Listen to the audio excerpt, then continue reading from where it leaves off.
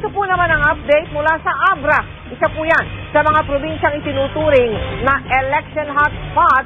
Nakatutok pa rin doon live si Emil Sumail. Emil. Mel, nakalatag na ang security plan ng PNP at AFP ilang minuto bago isara ang mga voting precinct dito sa Abra.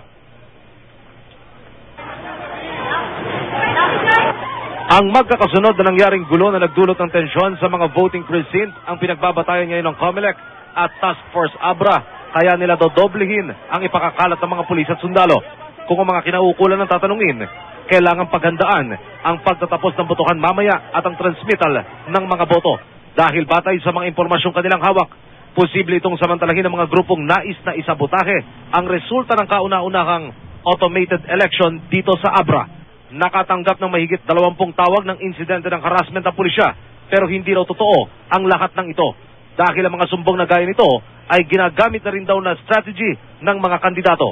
Alam mo naman ngayon na mga opposing candidates, ayaw nila na mapunta yung supporters o yung mga supporters ng ibang party doon sa area nila. So i-report nila yan na haras ay yung armed group.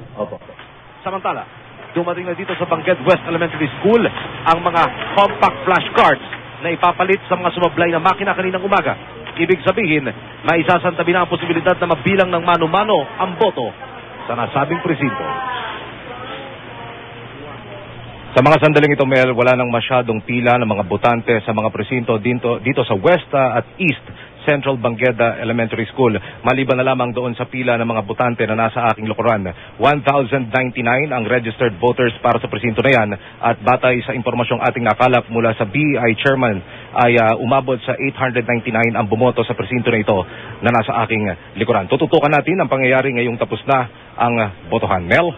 Maraming salamat sa iyo, Emil Sumangil.